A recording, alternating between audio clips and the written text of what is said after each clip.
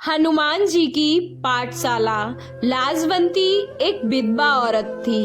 उसका एक ही सहारा था, उसका बेटा सुरेंद्र। लाजवंती सुरेंद्र को बड़ा आदमी बनाना चाहती थी, इसलिए वह लोगों के घरों में काम करती थी, जिससे वह अपने बेटे को पढ़ा सके।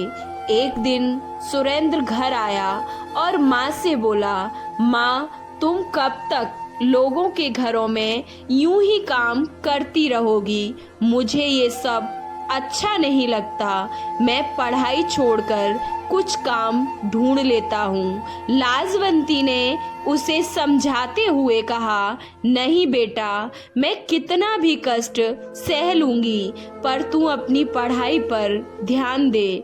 भगवान ने चाहा तो तेरी अच्छी सी नौकरी लग जाएगी और मैं उसी दिन का इंतजार कर रही हूँ। सुरेंद्र हनुमान जी का भक्त था। वह दिन रात हनुमान जी की पूजा करता रहता था। एक दिन वह हनुमान जी के मंदिर में गया और बोला, बाबा, माँ तो कुछ सुनती नहीं है, आप ही बताओ मैं क्या करूँ? आप ही उन्हें समझाओ। वह बजरंगबली के सामने बैठकर बातें कर रहा था। उसे विश्वास था कि बजरंगबली उसकी माँ को समझा देंगे और वह सुरेंद्र को काम करने की इजाजत दे देगी। इसी तरह समय बीत रहा था। कुछ दिनों बाद सुरेंद्र की पढ़ाई पूरी हो गई। उसके बाद सुरेंद्र नौकरी ढूंढने लगा। वह सुबह उठकर हनुमान जी के मंदिर जाता और उसके बाद नौकरी की तलाश में निकल जाता। पूरा दिन घूमने के बाद वह निराश होकर घर वापस आ जाता था। एक दिन उसे उदास देखकर लाजवंती ने कहा, बेटा, तू इतना परेशान क्यों है? आज नहीं तो कल नौकरी तो तेरी लग ही जाएगी। बजरंगबली सब ठीक कर देंगे। यह सुनकर सुरेंद्र ने कहा, माँ, मैं चाहता हूँ कि तुम काम ना करो, लेकिन अब मुझे नौकरी नहीं मिल रही है। यदि कुछ दिन और ऐसा चला तो मैं नौकरी की तलाश छोड़कर मजदूरी करना शुरू कर दूंगा। तब लाजवंती बोली, नहीं बेटा, तू ऐसा बिल्कुल नहीं करेगा। तू कोशिश करता रहे, सब ठीक हो जाएगा। अगले दिन ही सुरेंद्र फिर नौकरी की तलाश में जा रहा था। तभी उसे उसके पुराने स्कूल के मास्टर जी मिल गए। उन्होंने सुरेंद्र से कहा, बेटा, कहाँ जा रहे हो? मैं तो तुम्हारे घर ही जा रहा था। यह सुनकर सुरेंद्र ने कहा, नमस्ते मास्टर जी, मैं तो नौकरी की तलाश में ही जा रहा था। अब आप बताइए क्या काम था? मास्टर जी ने कहा, बेटा, मेरा रामपुरा गांव में एक मास्टर जी पढ़ाते थे। वे अब रिटायर हो गए हैं। उनकी जगह नए मास्टर जी आने वाले थे, लेकिन वे नहीं आ पाए। यदि तुम कल से 3 दिन तक उनकी जगह पढ़ा सको तो मैं हेड मास्टर जी से कहकर तुम्हारी नौकरी पक्की करवा सकता हूँ। सरकारी नौकरी है। तुम्हारी माँ की परेशानी देखकर मैंने यह बात की है, लेकिन मेरी बात खराब नहीं होनी चाहिए। तुम्हें समय पर जाना होगा और बच्चों को अच्छे से हिंदी पढ़ानी होगी। यह सुनकर सुरेंद्र बहुत खुश हुआ और उसने कहा, आपका बहुत धन्यवाद मास्टर जी, लेकिन वहाँ केवल 3 दिन ही क्यों पढ़ाना है? तब मास्टर जी ने कहा, वहाँ और भी अध्यापक आएंगे। जो भी 3 दिन अच्छे से पढ़ा लेगा उसकी नौकरी पक्की हो जाएगी। सुरेंद्र ने मास्टर जी को धन्यवाद दिया और घर आकर यह खबर माँ को सुनाई। लाजवंती उसकी बात सुनकर बहुत खुश हुई। सुरेंद्र ने बजरंगबली के सामने बैठकर प्रार्थना की, हे बाबा, मुझे यह नौकरी दिलवा दीजिए, मैं जीवन भर आपकी सेवा करता रहूंगा। यह कहकर वह बजरंगबली का ध्यान करके बैठ गया और उनका गुणगान करने लगा। अगले दिन स्कूल में हेडमास्टर जी के सामने एक सुंदर नौजवान खड़ा था। सुरेंद्र ने अपना परिचय दिया और हेडमास्टर जी ने उसे बच्चों को पढ़ाने के लिए भेज दिया। कक्षा में जाते ही बच्चों ने अपने नए मास्टर जी को नमस्ते की तो मास्टर जी ने कहा, बच्चों, हमेशा नमस्ते नहीं कहते, राम राम कहा करो। इससे भगवान राम तुम्हारे सारे काम बना देंगे और सामने वाला भी खुश हो जाएगा। बच्चों को ये नए मास्टर जी बहुत अच्छे लगे।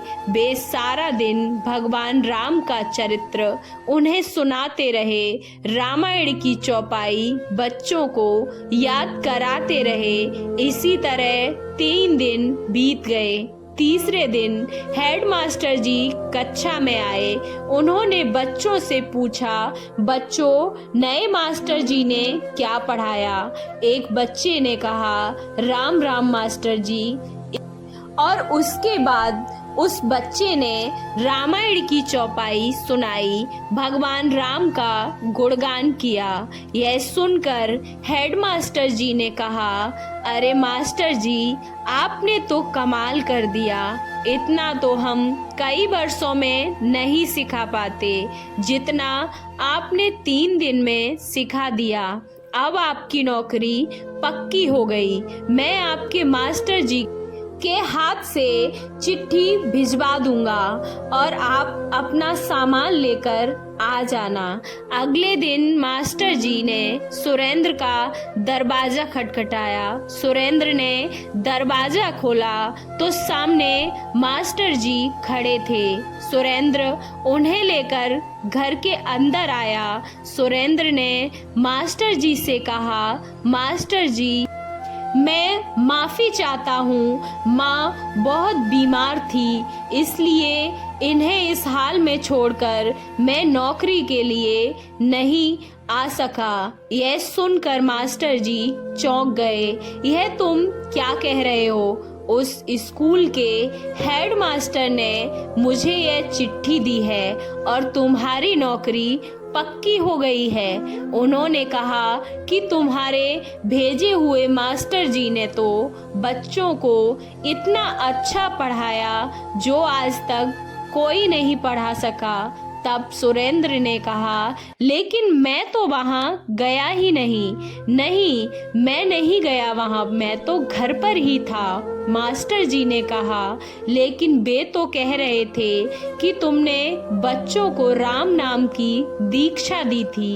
एक एक बच्चे को रामायण की चौपाई पढ़ा दी जो वे कभी नहीं भूल पाएंगे। जब तुम गए ही नहीं तो वहाँ कौन पढ़ाने गया था? तुम्हारी नौकरी तो पक्की हो गई। यह सुनकर सुरेंद्र रोने लगा। उसने कहा, मेरे बजरंगबली मेरी जगह पढ़ाने पहुंच गए। यह काम केवल वही कर सकते हैं। राम राम की दीक्षा वही दे सकते हैं। हनुमान जी स्वयं मेरे लिए कष्ट उठाने पहुंच गए। यह कहकर वह हनुमान जी के सामने रोने लगा। तब लाजवंती ने कहा, बेटा, हनुमान जी ने तेरी सारी परेशानी समाप्त कर दी। मास्टर जी भी उसकी बात सुनकर दंग रह गए।